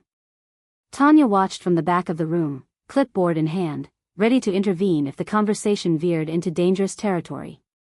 Elena looked elegant in a navy dress that complemented Megan's charcoal suit, their coordination clearly intentional but not overly staged. They held hands during the photos, smiled at each other with what appeared to be genuine affection, and answered questions about their relationship with the kind of comfortable intimacy that made their connection seem both natural and newsworthy. "We met at a climate summit in Denver," Megan explained, her thumb tracing gentle circles on Elena's palm. "I was there for the policy sessions." Elena was presenting on sustainable architecture. "We ended up talking until 3 in the morning about environmental legislation. It was the most intellectually stimulating conversation I'd had in months," Elena added, smiling at the memory. Megan had this way of connecting big-picture policy goals with practical implementation details that was absolutely fascinating. The reporter, Sarah Chen, nodded encouragingly. "When did you realize this was becoming more than a professional connection?" Elena and Megan exchanged a glance that seemed genuinely intimate, and Tonya felt her chest tighten with something that was definitely not professional concern. "Probably the next morning," Elena said. "When I found myself hoping she'd call, not for political reasons but because I wanted to hear her voice again." "And you, Senator Clarke?" "I think I knew that first night." Elena had this way of listening that made me feel like my ideas mattered, not just politically but personally. It had been a long time since someone had engaged with me as a person rather than a position. The honesty in Megan's voice was devastating. Tonya watched her face as she spoke about Elena, noting the softness in her expression, the way her entire posture relaxed when she looked at the woman beside her. This was what love looked like: unguarded, generous, transformative. "Why keep the relationship private for so long?" Chen asked. "Political necessity," Megan replied. "Dating as a public figure is complicated enough. Dating while navigating committee politics and legislative battles requires careful timing."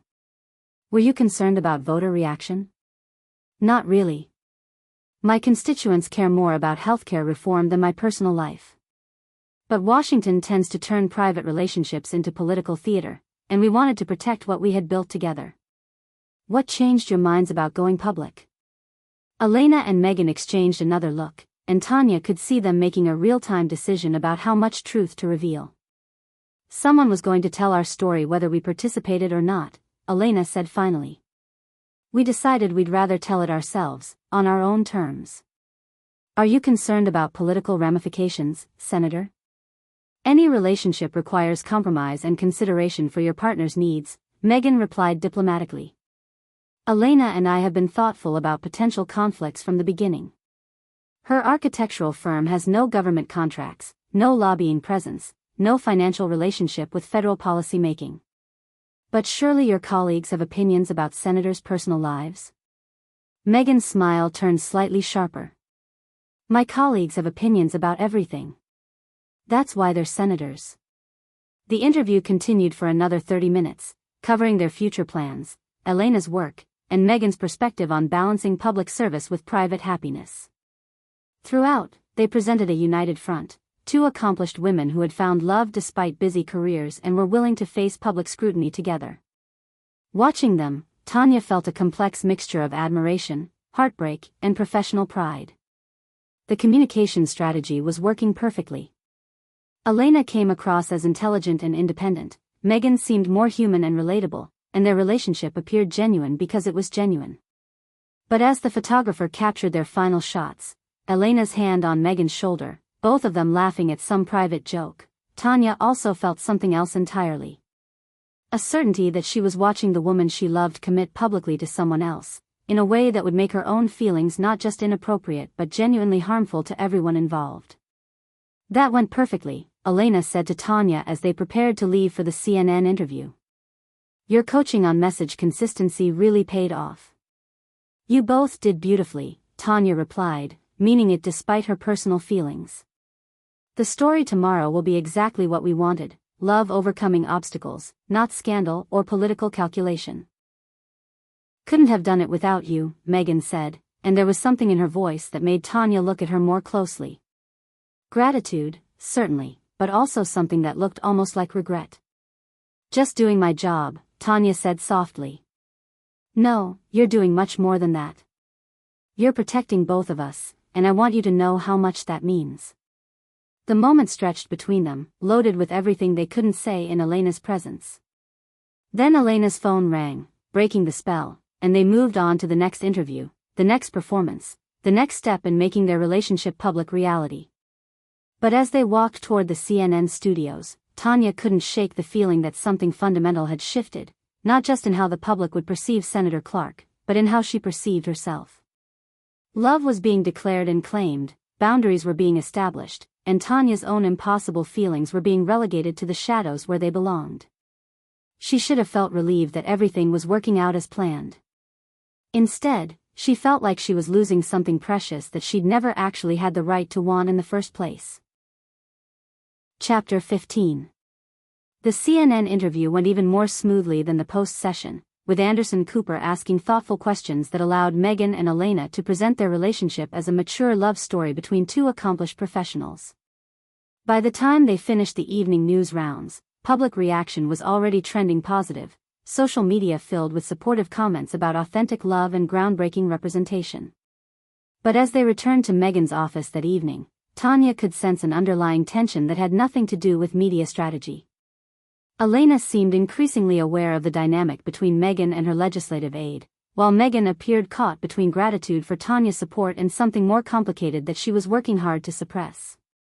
We should celebrate, Elena said as they settled in the conference room to debrief. The coverage has been universally positive, and the early polling data suggests minimal political damage. Tonya deserves most of the credit, Megan replied. Her communication strategy made all the difference. I just implemented what you both wanted, Tonya said diplomatically. The authenticity was already there. Elena studied Tonya across the conference table. You're very good at making other people look good. That's a rare talent in Washington. Something in Elena's tone suggested layers beneath the compliment, and Tonya felt herself being evaluated in ways that had nothing to do with her professional capabilities. It's easier when you're working with people who have something real to share, Tonya replied carefully. Is it, though? Elena's question seemed directed more at Megan than at Tonya. Sometimes the most real things are the hardest to share. Megan shifted uncomfortably in her seat. Elena, what are you getting at? I'm just thinking about authenticity. About the difference between what we show the public and what we feel privately. The comment hung in the air like an accusation, and Tonya realized that Elena knew exactly what was happening, had probably known since their conversation in the hotel parking lot the night before. I should probably head home, Tonya said, gathering her materials. Tomorrow's going to be busy with follow-up media requests. Actually, Elena said, I was hoping we could all have dinner together. I'd like to get to know the person who's been taking such good care of Megan. The invitation felt more like a challenge, and Tonya found herself trapped between professional courtesy and personal self-preservation. That's very kind, but... Please, Megan interjected, and there was something almost desperate in her voice. You've earned a celebration dinner. Both of you have. An hour later, they sat in a quiet Georgetown restaurant that Megan had chosen for its discreet atmosphere and excellent wine list. Elena dominated the conversation with stories about her architectural projects, clearly making an effort to include Tonya in discussions about sustainable design and urban planning. Megan tells me you're interested in environmental policy, Elena said over their second bottle of wine. My firm is always looking for people who understand both the technical and political sides of green building initiatives. That's generous of you to offer, Tonya replied, but I'm very happy where I am. Are you? Even with all the complications that come with political work? Tonya felt Megan tense beside her. Every job has complications. Some more than others, Elena said, her gaze moving meaningfully between Tonya and Megan. Sometimes the most challenging complications are the ones we create for ourselves. The wine had made Elena bolder, more direct in her observations. Megan was clearly uncomfortable with the direction of the conversation, but seemed unable to redirect it without confirming Elena's suspicions. Elena, Megan said quietly, maybe we should. Should what? Pretend we don't all know what's really happening here. Elena's voice was still friendly, but there was steel underneath. Tonya, you're clearly brilliant, dedicated, and completely devoted to Megan's success. Megan, you light up whenever Tonya walks into a room, and you've been more conflicted about our relationship since she started working for you. That's not, Megan began. It's not what? True. Fair. Appropriate? Elena turned to Tonya. And you've spent the last 2 days helping the woman you're in love with go public with another relationship. That's either incredibly selfless or incredibly masochistic. The accusation landed like a physical blow, and Tonya felt heat flood her face. Ms. Rodriguez, I think you're misunderstanding. Am I? Because from where I'm sitting, it looks like I'm the only one being honest about what's actually happening. Megan's hand moved protectively toward Tonya's arm, then stopped as she realized the gesture would only confirm Elena's point. Elena, this isn't fair. Tonya works for me. She's been nothing but professional. Professional, yes. But feelings don't follow professional boundaries, do they? Elena's voice softened slightly. Look, I'm not angry. I'm actually impressed. It takes remarkable strength to support someone else's happiness when it conflicts with your own desires. Tonya felt exposed, vulnerable, as if Elena had stripped away every careful defense she'd constructed over the past months. I should go. No, Elena said firmly. We should talk about this. All of us, honestly, because pretending it's not happening isn't working for anyone. Megan looked stricken. Elena, what are you saying? I'm saying that I love you enough to want you to be happy, even if that means acknowledging that your happiness might not be with me. The words hit the table like a declaration of war, and Tonya realized that Elena wasn't just confronting the situation, she was forcing a resolution that none of them had been ready to face. This is insane, Megan said. You're talking about ending our relationship because of some imagined. Not imagined, Elena interrupted. And not ending, necessarily. But evolving, maybe. Into something that acknowledges reality instead of fighting it. Tonya stood abruptly, her chair scraping against the floor. I can't be part of this conversation. Whatever you two need to work out, it's between you. Tonya, wait, Megan called, but Tonya was already moving toward the exit, desperate to escape before the situation became even more impossible than it already was. She made it to the sidewalk before Megan caught up with her, leaving Elena alone at their table with 2 empty wine glasses and the wreckage of carefully maintained boundaries. Tonya, please. Let me explain. Explain what? Tonya turned to face her, feeling tears threaten for the first time since this whole crisis began. That your girlfriend just accused me of being in love with you? That she's probably right? That I've been lying to myself for months about what I'm feeling? Megan stepped closer, her face pale in the streetlight. Elena doesn't understand the situation. Doesn't she? Because it sounds like she understands it better than either of us do. They stood facing each other on the empty Georgetown sidewalk, the weight of unspoken feelings finally forcing its way into the open. Megan looked like she wanted to say something crucial, something that would change everything, but couldn't find the words. I need to go home, Tonya said finally. We can figure out the professional implications tomorrow. Professional implications? Whether I can keep working for you. Whether this, she gestured between them, makes my position untenable. Tonya, no. You can't quit because of this. What else do you suggest? Pretending Elena was wrong? Going back to careful professional boundaries while you build a life with someone else? Megan was quiet for a long moment, and when she spoke, her voice was barely above a whisper. What if you didn't have to pretend? What if the situation was more complicated than any of us realized? The question hung between them, loaded with possibilities that Tonya didn't dare interpret. But before either of them could say anything else, Elena appeared in the restaurant doorway, her expression unreadable in the dim light. I paid the check, she announced. And I think we all need to have a much longer conversation than we can manage on a sidewalk. Tonya looked between Elena and Megan, realizing that the careful equilibrium of the past months was about to shatter completely, and that whatever emerged from the wreckage would reshape all of their lives in ways none of them could predict. Chapter 16. They ended up in Megan's Georgetown townhouse, sitting in her living room with coffee none of them wanted while the weight of unacknowledged truths pressed down on the carefully maintained space. Elena had insisted on the continuation of their conversation, and Megan seemed powerless to refuse, caught between 2 women who had both, in different ways, forced her to confront feelings she'd been desperately trying to compartmentalize. Tonya perched on the edge of an armchair, every instinct telling her to leave while Elena and Megan settled on opposite ends of the sofa like negotiators preparing for delicate diplomacy.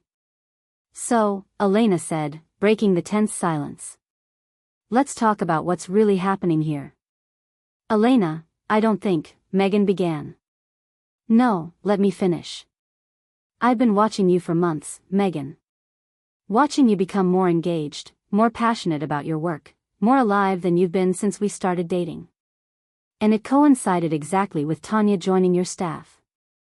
Tonya felt heat rise in her cheeks. Ms. Rodriguez, I think you're reading too much into. Am I? Because when I picked you up last night, I saw how you talked about her. And when I watched you two together today, I saw how she looks at you. More importantly, I saw how you look at her. Megan's composure was cracking visibly. Elena, this isn't fair to any of us. Fair would have been you being honest about your feelings before we went public today. Fair would have been acknowledging that your heart might be pointing in a different direction. My heart is not. Megan stopped herself, glancing at Tonya with an expression that was part apology, part desperate plea for understanding. Elena followed her gaze. Tonya, can I ask you something directly? I'm not sure I should answer any more of your questions. Are you in love with her? The question hung in the air like a challenge. Tonya looked at Megan, who was staring at her with an intensity that made breathing difficult, then back at Elena, who was watching them both with the careful attention of someone conducting an experiment. That's not a question I can answer, Tonya said finally. Can't or won't? Won't. Because whatever I'm feeling, it doesn't matter. Senator Clarke is in a relationship with you, and I work for her. End of discussion. But what if those weren't obstacles? Elena pressed. What if we were just three people figuring out what they wanted without professional or personal constraints?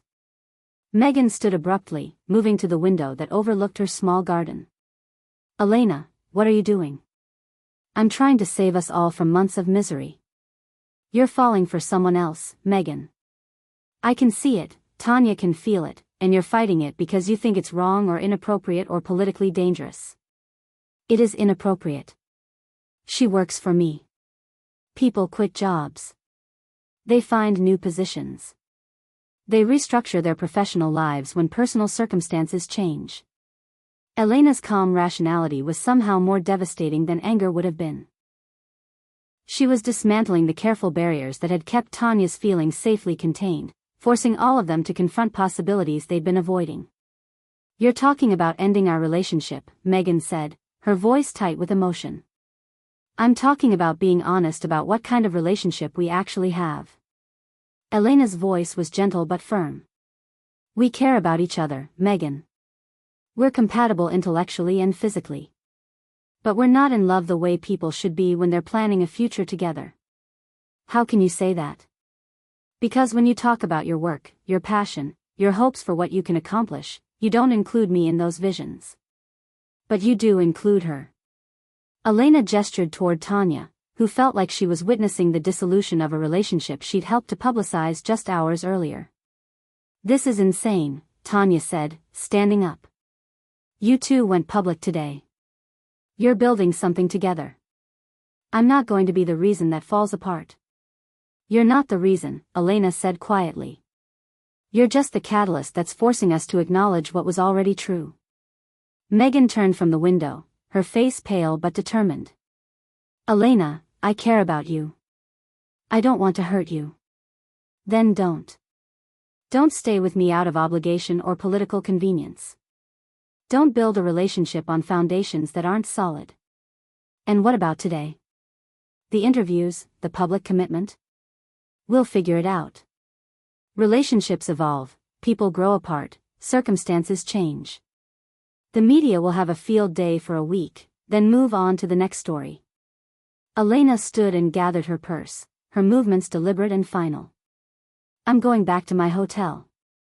I fly home tomorrow afternoon, and I think we should take some time apart to figure out what we really want. Elena, wait. No, Megan. I love you enough to let you figure this out without pressure from me. And I respect myself enough not to compete for someone whose heart is already pointing elsewhere. She moved toward Tonya, stopping just close enough to speak quietly. She's extraordinary, and she's lucky to have earned your devotion. Don't let professional boundaries keep you from something real. Elena kissed Megan's cheek gently, squeezed Tonya's hand in a gesture of surprising warmth, and left them alone in the living room with the weight of possibilities neither had allowed themselves to imagine. The silence stretched between them, loaded with everything they'd been avoiding for months. Finally, Megan spoke, her voice barely above a whisper. Tonya, I don't. Tonya's voice was sharp with emotion. Don't say anything you'll regret tomorrow when you realize your girlfriend just ended your relationship because of assumptions about my feelings. What if they weren't assumptions? The question stopped Tonya cold. She looked at Megan, really looked at her, and saw vulnerability and hope in something that looked dangerously like love. What are you asking me? I'm asking if Elena was right. About what you're feeling. About what I'm feeling. Megan stepped closer, close enough that Tonya could see the uncertainty in her blue eyes. I'm asking if there's something here worth exploring, worth risking everything for. Tonya felt her carefully constructed defenses crumbling under the intensity of Megan's gaze. Senator. Megan. Please. Just for tonight, just between us, call me Megan. The use of her first name felt intimate, transgressive, like crossing a line they could never uncross. But as Tonya looked at the woman she'd been falling for since her first day on the job, she realized they'd already crossed so many lines that one more might not matter. Megan, she said softly, and watched something transform in the other woman's expression. Tell me what you're thinking. I'm thinking that I've been lying to myself for months. I'm thinking that every day I work for you, I fall a little harder. I'm thinking that watching you go public with Elena today was the most professionally successful and personally devastating experience of my life. Megan's breath caught. Tonya. I'm also thinking that this is impossible. That you're my boss, that I'm too young, that the political implications would destroy both our careers. What if none of that mattered? What if it was just us, right now, figuring out what we want? They were standing close enough to touch, close enough that Tonya could see the pulse fluttering at the base of Megan's throat, could feel the warmth radiating from her skin. What do you want? Tonya asked. You, Megan said simply. I want you. I've wanted you since that first meeting when you challenged my healthcare bill. I've been fighting it because it seemed impossible, inappropriate, too complicated to even consider. But Elena was right, my heart has been pointing toward you for months. The admission hung between them like a gift and a threat, beautiful and dangerous in equal measure. Tonya felt tears sting her eyes as months of careful professional distance collapsed into honesty. I want you too, she whispered. So much that it scares me. Then maybe we should stop being scared and start being honest about what this is. Megan reached out slowly, giving Tonya every opportunity to pull away, and touched her face with gentle fingers.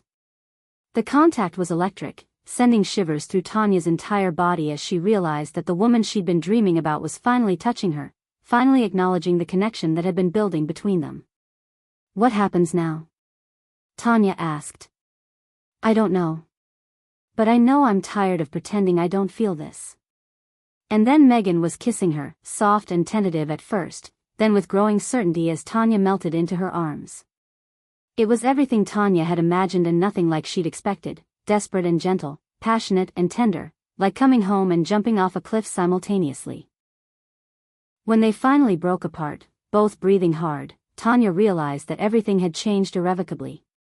There would be no going back to professional boundaries, no pretending that what had just happened was a moment of weakness that could be forgotten. This changes everything, she said. I know, Megan replied, pulling her closer. Are you ready for everything to change?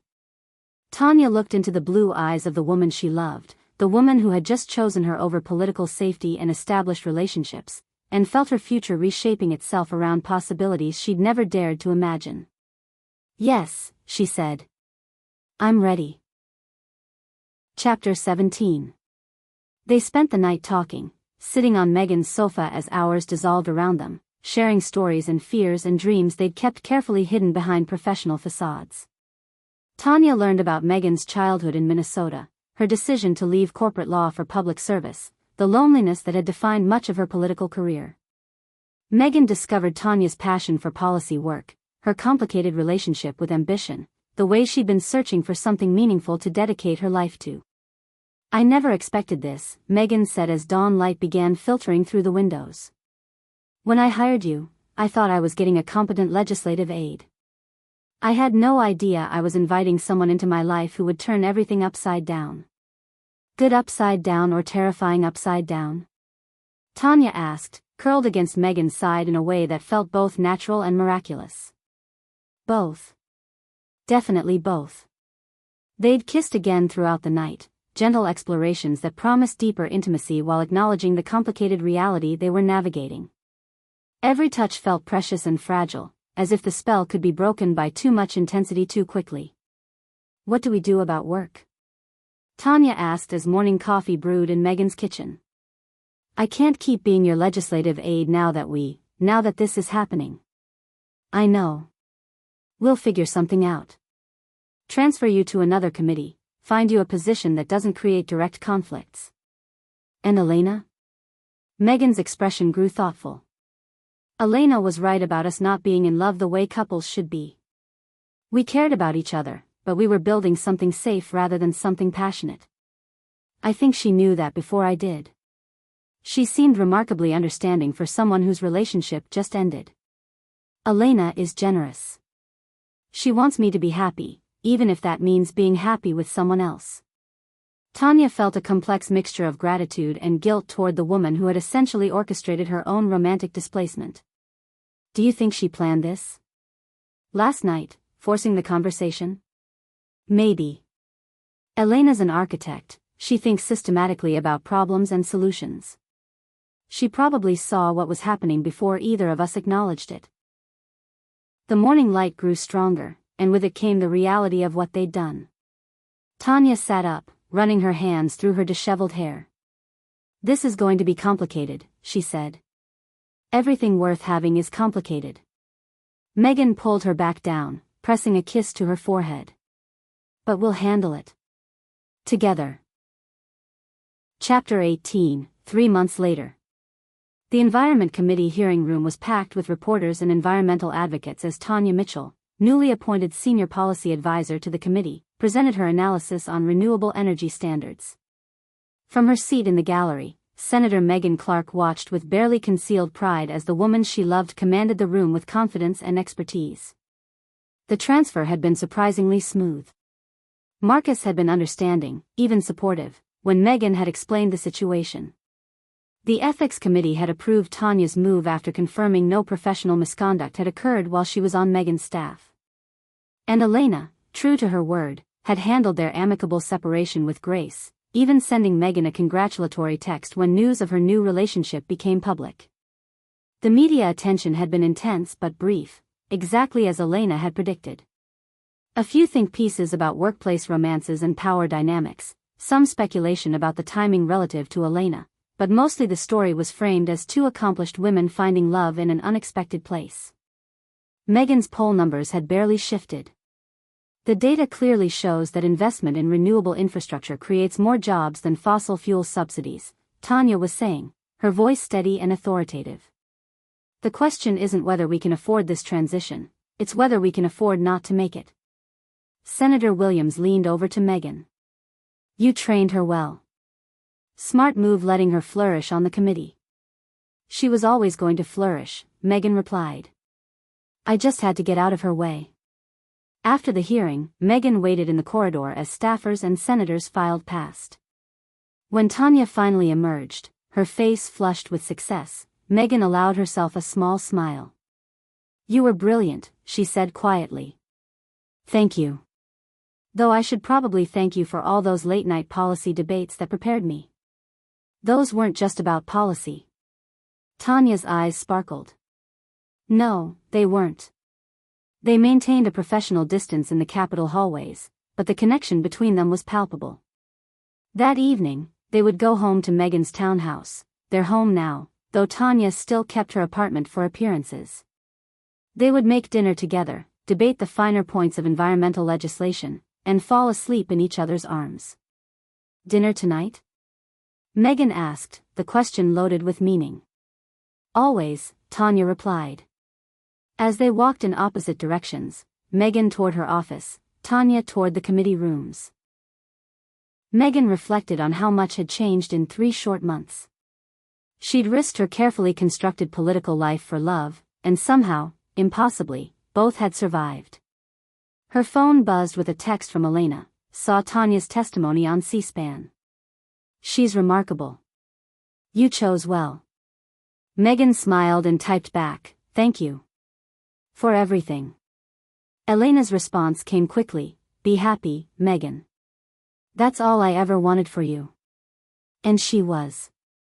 For the first time in her political career, Megan Clarke was genuinely, authentically happy. She had meaningful work, a healthcare bill that was actually helping people, and a partner who understood both her ambitions and her heart. The scandal that Tonya had been hired to prevent had turned into the love story neither of them had seen coming. Sometimes, Megan thought, the best things in life were the ones you never planned for, the ones that chose you instead. Epilogue, 1 year later. The Georgetown garden was strung with lights as friends and colleagues gathered for what the invitation had called an evening celebration. Megan stood near the flowering cherry tree, watching Tonya laugh with Marcus and the Environment Committee staff, her auburn hair catching the golden light of sunset. Elena had declined the invitation with warmth and grace, sending instead a stunning architectural rendering of a sustainable community center she was designing, her gift to the couple who had, in their own way, helped her realize what she truly wanted from life. She was dating a landscape architect in Oakland now, and from her messages, seemed genuinely content. Senator Williams approached with 2 glasses of champagne. Never thought I'd see the day when Megan Clarke would host a commitment ceremony in her own backyard. Neither did I, Megan admitted, taking the glass. But then, I never expected a lot of things that have happened this year. That young woman changed you. Made you more human, somehow. Better senator for it, too. Megan watched as Tonya caught her eye across the garden and smiled, the kind of smile that still made her breath catch even after a year together. She didn't change me. She just made me brave enough to be myself. As evening deepened and stars emerged above the Washington skyline, Megan and Tonya stood together under the cherry tree while their closest friends witnessed their commitment.